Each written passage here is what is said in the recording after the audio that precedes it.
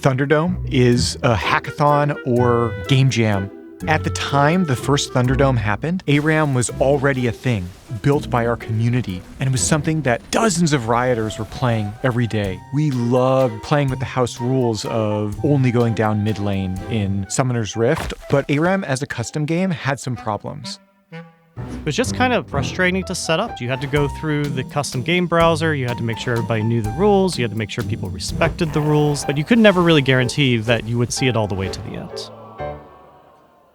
The hope going into Thunderdome first was, can we even do this in 3 days? Basically, by the end of day one, we had our playtest up and running. On the second day, they started doing balance tuning. You spent days 2 and 3 just playing the game and gathering people who would walk by and having them play too. And that generated so much buzz. You could just hear from people who were sitting on the computers how much they were enjoying the experience. At the very end of Thunderdome, there was a voting process for the most promising ideas. And then when they announced ARAM as number 1, we knew that we had gotten the attention of everyone across Riot. After the Thunderdome happened, it kind of like hung out in unknown limbo land for a little while, and then we got the opportunity to pick it up as a side project. We only were given 6 weeks, and so we'd work on different things about the game at the same time to be able to make progress. We decided not to use Summoner's Rift, but instead to use the tutorial map. Proving grounds. League's art style when we started, it was pretty rough. We would have these giant brainstorms of all the words that define League's art style into one. It came together pretty quickly after we had Lysandra as matron saint of the map, and that narrative helped us really work with a vision. We arrived at a Grimsy, which was aggressive whimsy.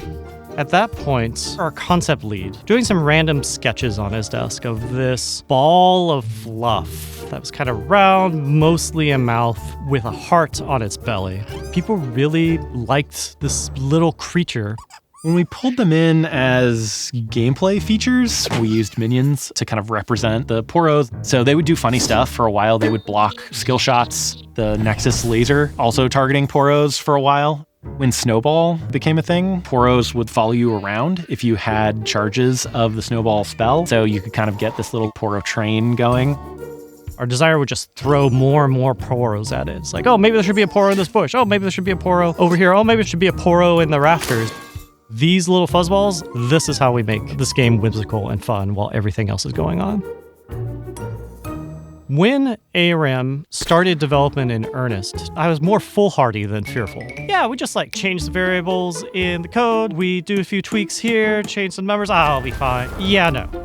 The codebase in League of Legends at that time was spaghetti soup. You would pull one thing and everything else would fall apart.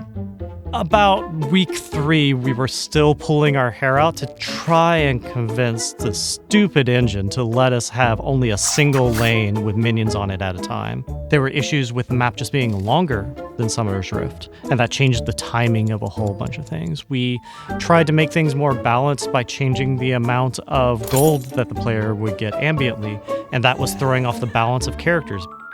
And about 5 weeks into this 6-week experiment, we all kind of hated what we were making.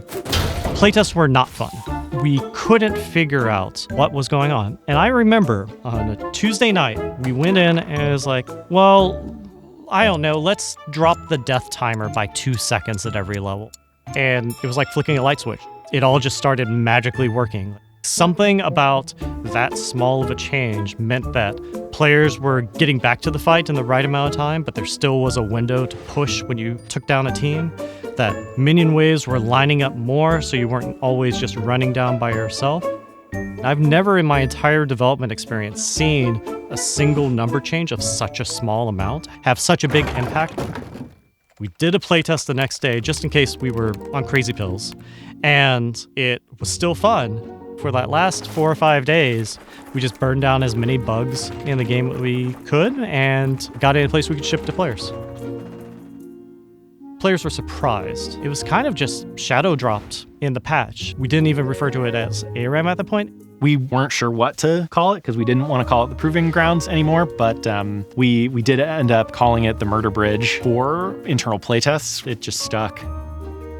And all of that came from just a few players coming together and playing something that they love. It's always valuable to remember that we're all creators. Good ideas can come from anywhere. And some of the best ideas in League of Legends and through every game it writes often comes from our players.